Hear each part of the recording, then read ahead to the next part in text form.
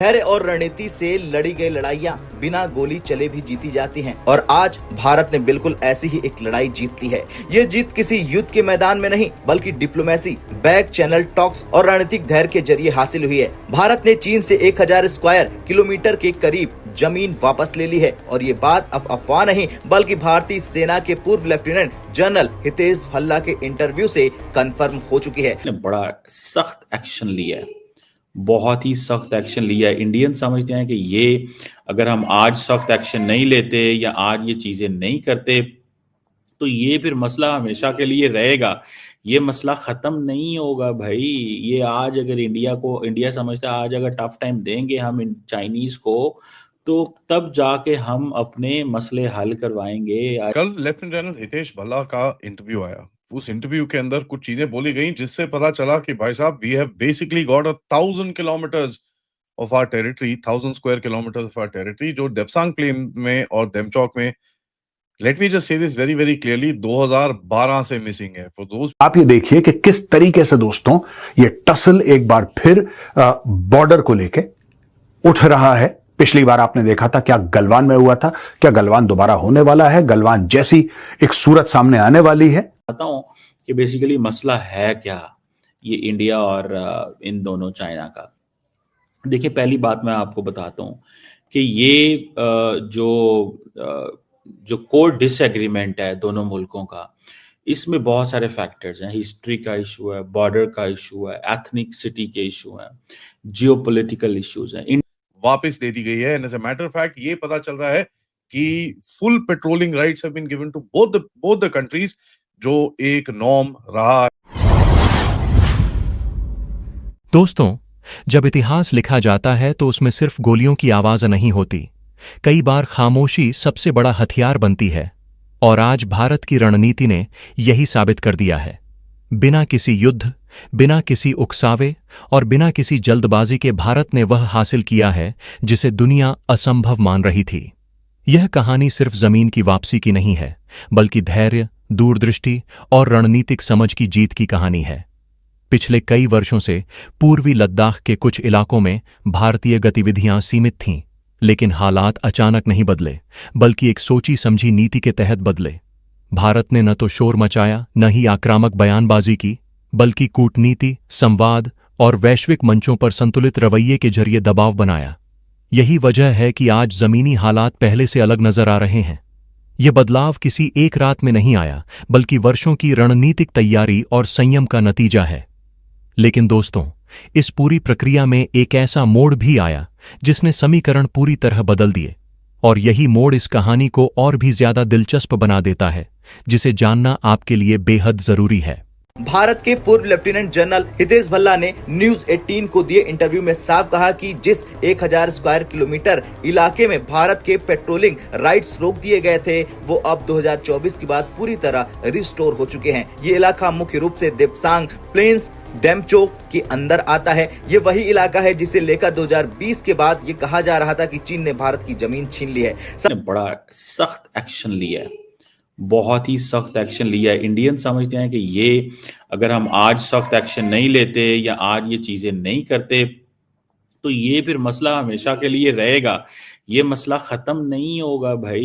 ये आज अगर इंडिया समझता है आज अगर टफ टाइम देंगे हम चाइनीज को तो तब जाके हम अपने मसले हल करवाएंगे। आहिस्ता आहिस्ता आहिस्ता एक टफ लाइन लें।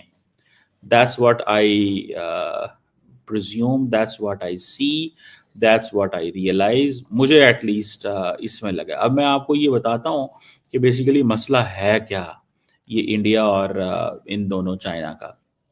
देखिए पहली बात मैं आपको बताता हूँ कि ये जो कोर डिसएग्रीमेंट है दोनों मुल्कों का, इसमें बहुत सारे फैक्टर्स हैं। हिस्ट्री का इशू है, बॉर्डर का इशू है, एथनिसिटी के इशू हैं, जियोपॉलिटिकल इश्यूज हैं। इंडिया की पोजीशन क्या है जो कोर डिसएग्रीमेंट है? इंडिया कहता है जो अरुणाचल प्रदेश है वो इंटेग्रेट एंड सॉवरन पार्ट है इंडिया का, और वो कहते हैं ये 1947 में हमारे साथ ये हमारा हिस्सा बना, ठीक है जी। और ये इंडियन यूनियन टेरिटरी थी 1947 में एंड फुल स्टेट बन गई 1987 में।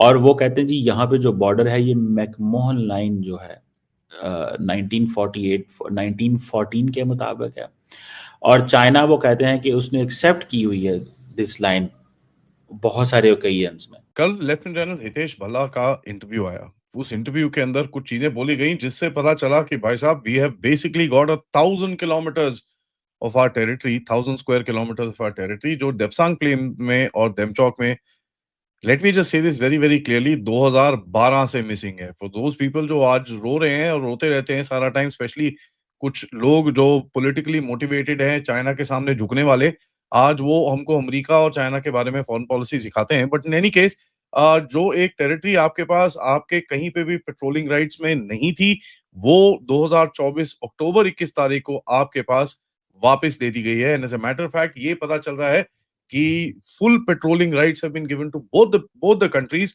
जो एक नॉर्म रहा है। होता ये है कि भाई चाइना का जहां तक क्लेम लाइन है वहां तक चाइना पेट्रोल करता है, और जहां तक आपकी क्लेम लाइन है आप जाके वहां तक पेट्रोल करते हो। इसके अंदर कोऑर्डिनेटेड पेट्रोल्स करी जाती हैं और कहीं ना कहीं अनहिंडर्ड मूवमेंट की तरफ बोला जाता है कि we will not fight with each other जब हम ये चीजें कर रहे हैं। तो होता क्या है कि जब वो आ रहे होते हैं हमारे पीछे हट जाते हैं, और जब हम जा रहे होते हैं वो पीछे हट जाते हैं, बिकॉज वी नो दैट ये कोई क्लैश नहीं होना चाहिए।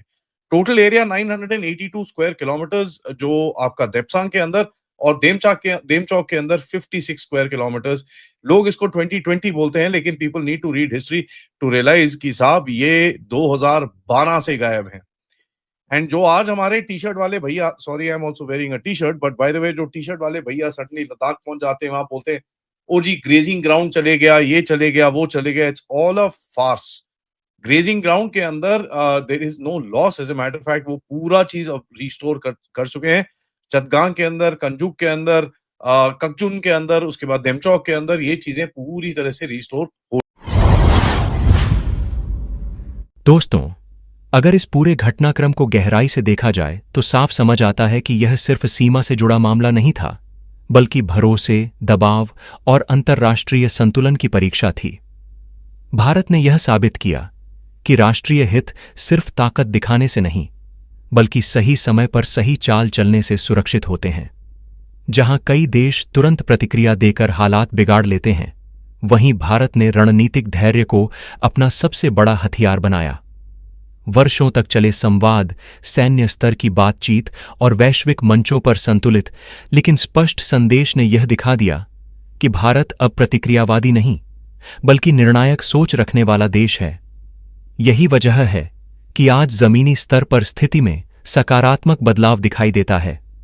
इस पूरी प्रक्रिया ने यह भी सिखाया कि आधुनिक दौर की लड़ाइयां सिर्फ सीमा पर नहीं, बल्कि कूटनीति, अर्थव्यवस्था और वैश्विक छवि के मोर्चे पर भी लड़ी जाती हैं। भारत ने बिना किसी टकराव के यह संदेश दे दिया कि उसकी संप्रभुता पर समझौता नहीं किया जा सकता। दोस्तों, यह जीत शोर से नहीं, बल्कि समझ से मिली है, और यही इसे खास बनाती है।